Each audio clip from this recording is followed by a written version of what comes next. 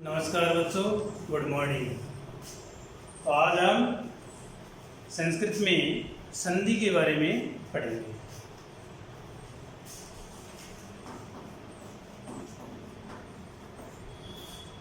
संधि। तो संधि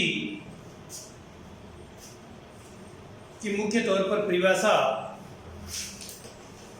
संक्षिप्त रूप में वर्ण संधानम संधि कहते थे। तो संधि की परिभाषा क्या होती है?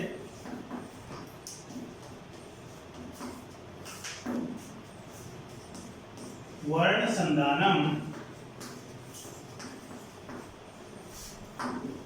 संधि कहते थे।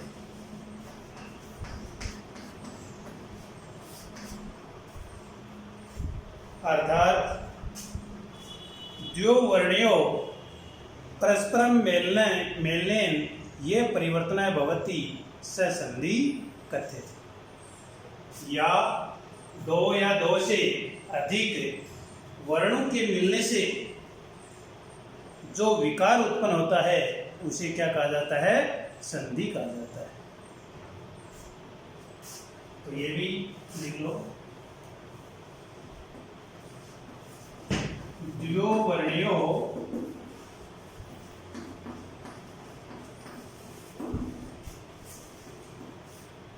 परस्परम मेलनेन यह विकार भवति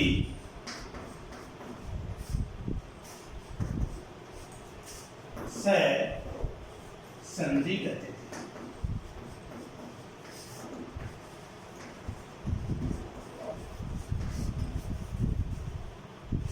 कि दो या दो से अधिक वर्णों के परस्पर मिलने से जो विकार उत्पन्न होता है वह क्या कहा जाता है? संधि कहा जाता है। और इसी प्रकार समास की परिभाषा होती है, दो या दो से अधिक शब्दों के मिलने से जो विकार उत्पन्न होता है उसे समास कहा जाता है। तो इसमें वर्ण मिल रहे हैं और समास में शब्द मिलते हैं। तो ये तो परिभाषा हुई। फिर भेद पढ़ते हैं कि संधि के कितने भेद होते हैं। संधि के भेद कितने होते हैं? 3। तो पहली है स्वर संधि,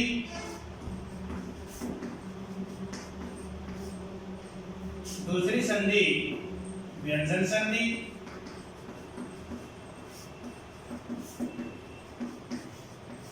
और तीसरी विसर्ग संधि।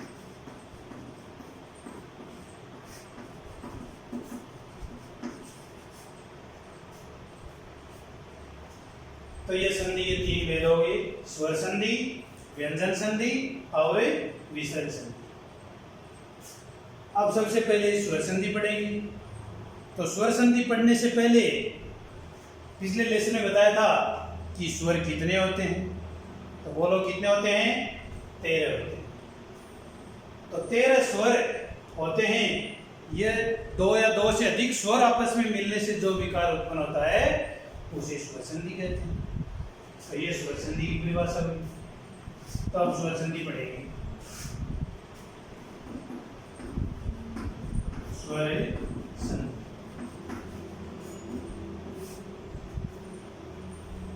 स्वर संधि पढ़ने से पहले एक बार स्वर फिर से लिख लीजिए। कितने होते हैं? 13।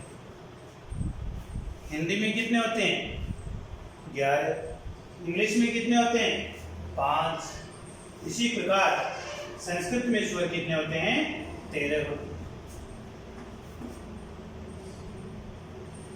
तो कौन कौन से होते हैं? ए, आ, छोटी ई, बड़ी ई, छोटा ऊ, बड़ा ऊ, छोटी री, बड़ी री, री, एक, 28, ओ तथा औ, ये 13 स्वर। तो ये स्वर 13 हैं, तो एक स्वर के बाद में दूसरा स्वर आता है तभी स्वर संधि होगी। तो दो या दो से अधिक स्वरों के मिलने से जो उत्पन्न विकार होता है वही स्वर संधि कहलाती है। अब है स्वर संधि के भेद।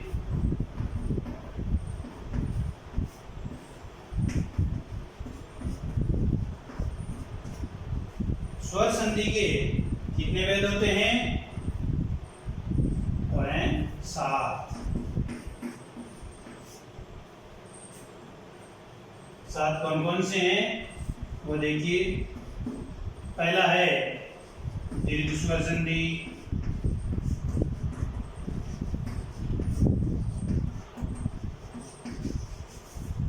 दूसरे भेद का नाम गुण स्वर संधि,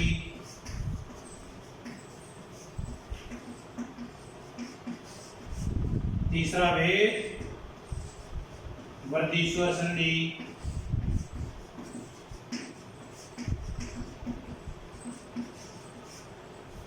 चौथा भेद यण स्वर संधि,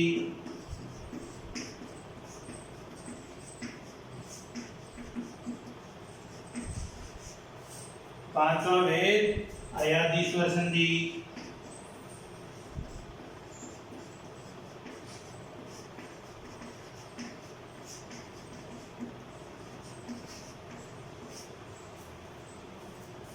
छठा भेद पूर्व रूप स्वर संधि,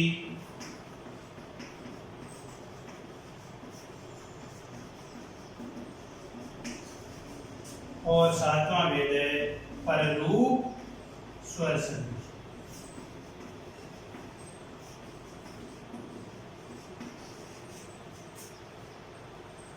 तो 7 भेद कौन कौन से हुए?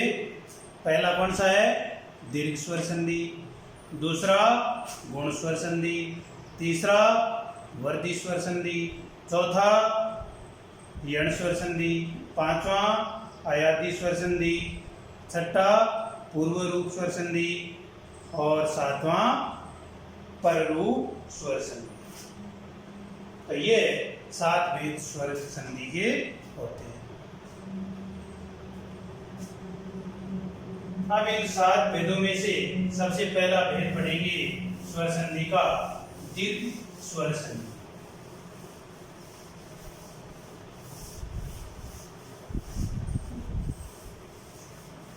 तो नाम से पता चल रहा है कि दीर्घ स्वर संधि, स्वर का कौन सा नाम आ रहा है? दीर्घ स्वर। तो ये पिछले लेसन में बताया था कि ह्रस्व स्वर यानी छोटे स्वर और दीर्घ स्वर 2 प्रकार के होते हैं। तो इनमें दीर्घ स्वर कौन कौन से हैं ये बताया था। आ, बड़ी ई, बड़ा ऊ, बड़ी री, ए, ऐ, ओ और औ, ये 8 दीर्घ स्वर होते हैं। तो ये दीर्घ स्वर संधि में ये स्वर होंगे, जैसे आ, बड़ी ई, बड़ा ऊ और बड़ी री, इतने वर्ण इस संधि में ये परिवर्तन होगा इनका। तो सबसे पहले देखते हैं दीर्घ स्वर संधि।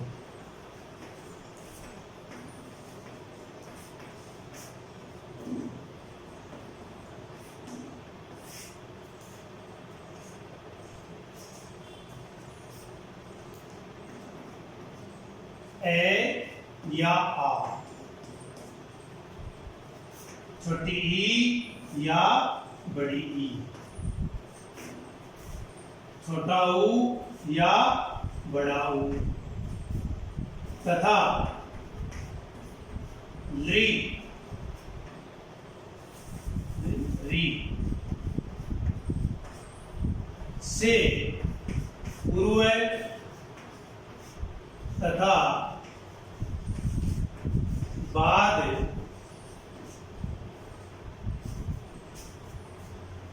कौन कौन से वर्ण आए? ए या आ, छोटी ई या बड़ी ई, छोटा ऊ या बड़ा ऊ, तथा री से पूर्व या बाद में, या लिख लो या बाद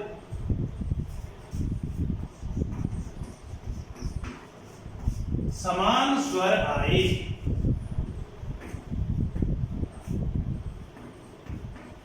समान स्वर आए तो क्या परिवर्तन होता है? इनमें जो दीर्घ स्वर हैं वे स्वर हो जाते हैं। यानी ए या आ के बाद में या ए या आ के पूर्व या पहले ए या आ ही आए तो कौन सा वर्ण होता है? इनमें दीर्घ स्वर कौन सा है? आ है, ये दीर्घ स्वर हो जाता है। इसी प्रकार छोटी ई या बड़ी ई से पहले या बाद में ये छोटी ई या बड़ी ई आए, यानी यही समान वर्ण होते हैं, तो यही वर्ण आए तो इनमें दीर्घ कौन सा है? वर्ण वही हो जाता है। इनमें दीर्घ वर्ण होता है बड़ी ई, तो बड़ी ई हो जाएगा। इसी प्रकार ऊ, छोटा ऊ या बड़ा ऊ के बाद में या पहले छोटा ऊ या बड़ा ऊ ही आए तो कौन सा वर्ण हो जाएगा? बड़ा ऊ हो जाएगा। इसी प्रकार री के बाद में री आए तो बड़ी री हो जाता है। तो यही लिखा नियम में ए या आ, छोटी ई या बड़ी ई, छोटा ऊ या बड़ा ऊ तथा री से पूर्व या बाद में समान स्वर वर्ण आए तो क्रमशः है आ, बड़ी ई, बड़ा ऊ तथा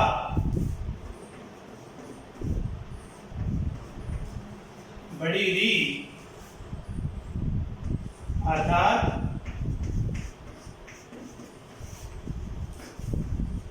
दीर्घ स्वर हो जाते हैं।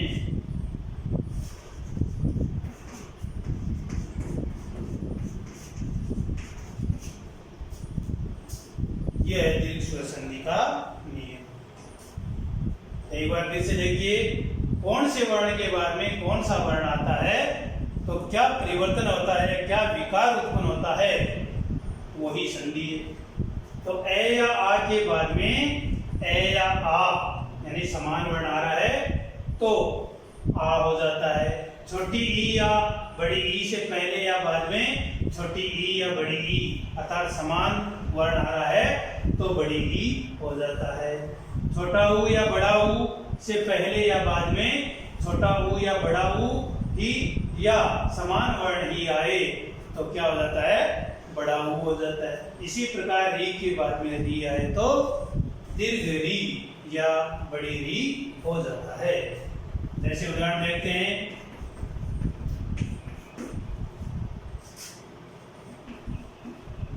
ए के बाद में ए आ रहा है, ए प्लस ए तो क्या हो जाएगा? आ। ए के बाद में यदि आ रहा है तो भी आ होगा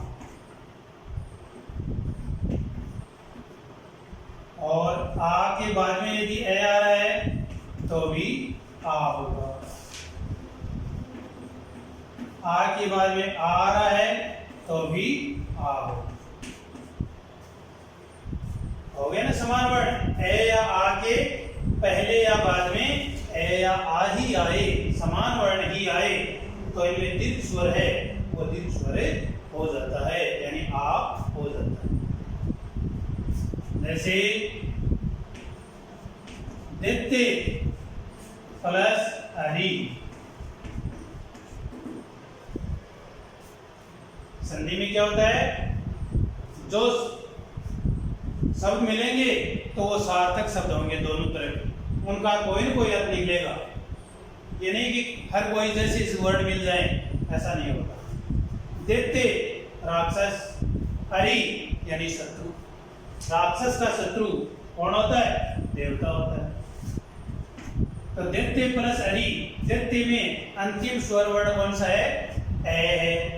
ये बोलते हैं तो ए की ध्वनि आती है, तो अंतिम स्वर कौन सा हो गया? ए। और हरि शब्द में प्रथम स्वर कौन सा है? पहला स्वर कौन सा है? ए है। ए के बाद में ए आया है तो क्या हो गया? आ हो गया। क्या बनेगा? दैत्यारी। ये इसी प्रकार इसमें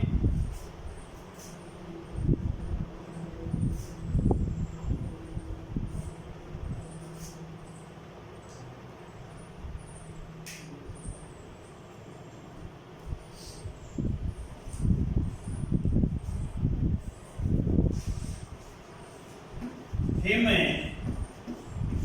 प्लस आले। तो हिम शब्द में अंतिम स्वर कौन सा है? ए है। और आले शब्द में प्रथम स्वर कौन सा है? आ है। तो ए के बाद में आ आया है तो कौन सा वर्ण हो गया? आ हो गया। यानी बर्फ का घर हिमालय है।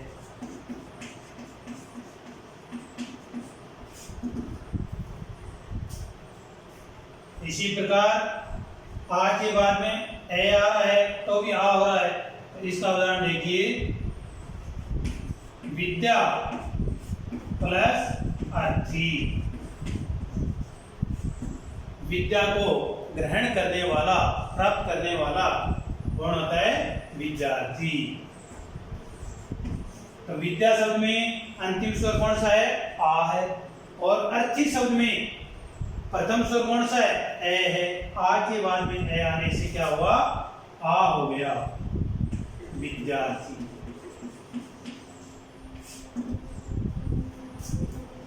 इसी प्रकार आ के बाद में या आ से पहले आ ही आए, समान वर्ण आए तो क्या हो जाता है? आ हो जाता है।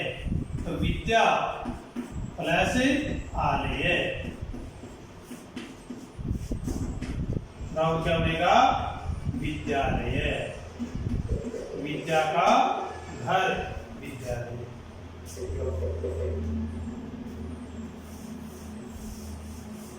तो अब ई लेते हैं। छोटी ई या बड़ी ई से पहले छोटी ई या बड़ी ई ही आए तो कौन सा वर्ण होता है? बड़ी ई होता है। इनका उदाहरण लेते हैं। छोटी ई प्लस छोटी ई बराबर क्या बनेगा? बड़ी ई, दीर्घ ई।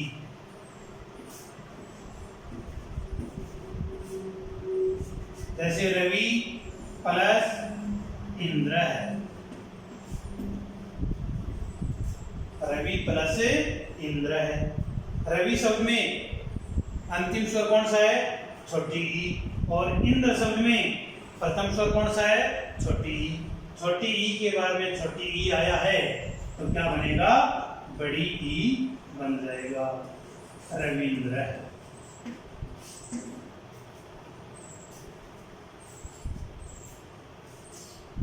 इसी प्रकार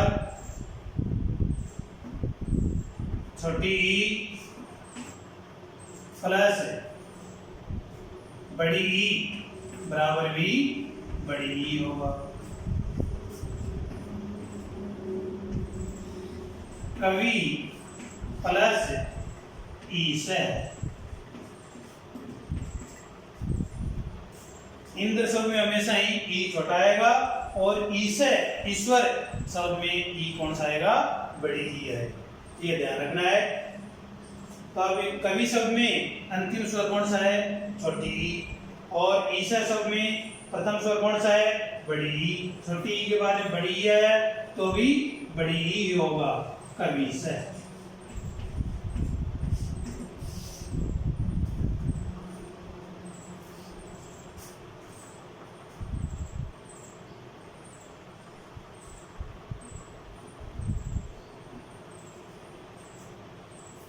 इसी प्रकार बड़ी ई प्लस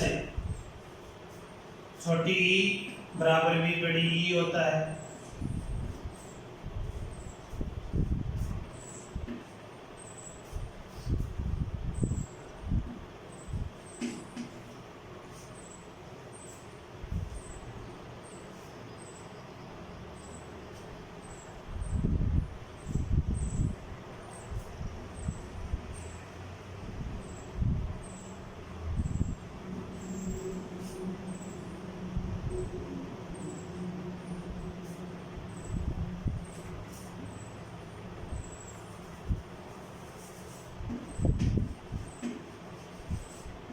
सुधी प्लस इंद्र है,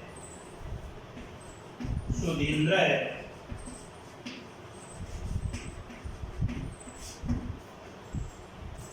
और इसी प्रकार बड़ी ई के बाद में बड़ी ई आया है तो भी बड़ी ही होगा। नदी प्लस ईस है, नदी से।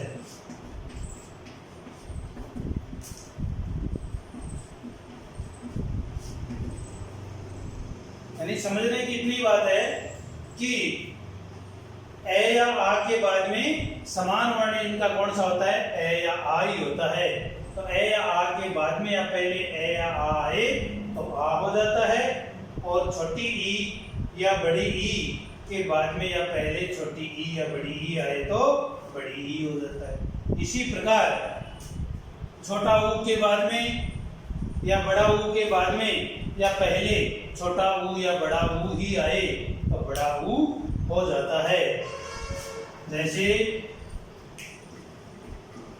लघु प्लस उत्सव है, यानी इसमें कौन सा वर्ण आया? छोटा ऊ के बाद में छोटा ऊ आया तो बड़ा ऊ हो गया। लघु प्लस उत्सव है मिलकर के छोटे ऊ के बाद में छोटा ऊ आया तो मिलकर के कौन सा वर्ण बनेगा? बड़ा ऊ बनेगा। तो लघु उत्सव है।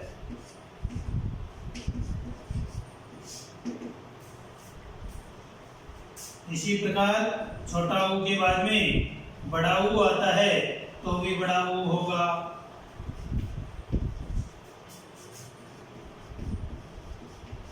लघु प्लस उर्मी, उर्मी यानी किरण,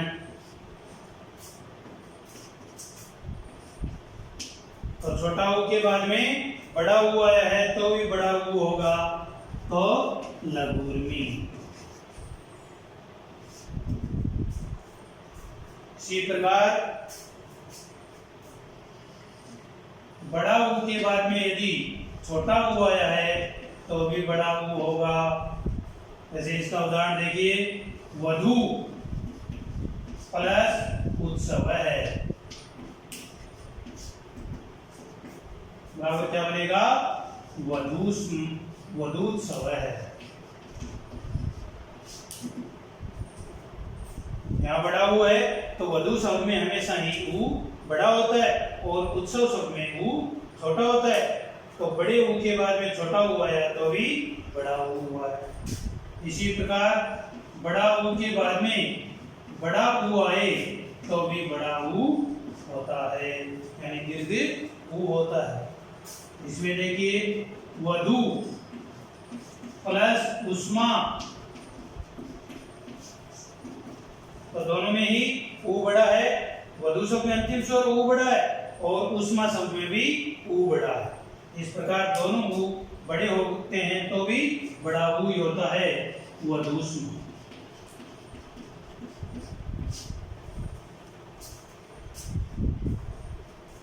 अब कौन सा बचा? वर्ण बचा री, यानी ए या आ के बाद में ए या आ आता है तो आ हो गया।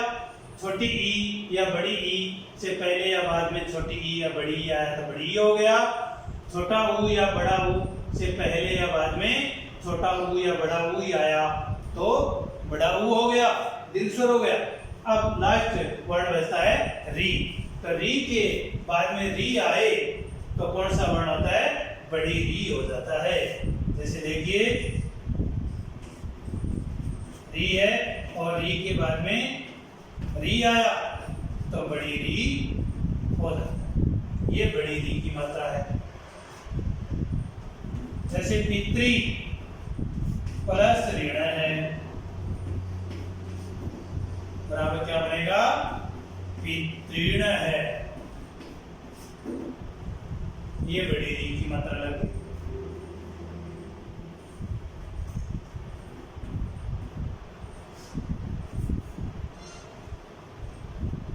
या मातृ प्लस ऋण है तो क्या बनेगा? मातृण है।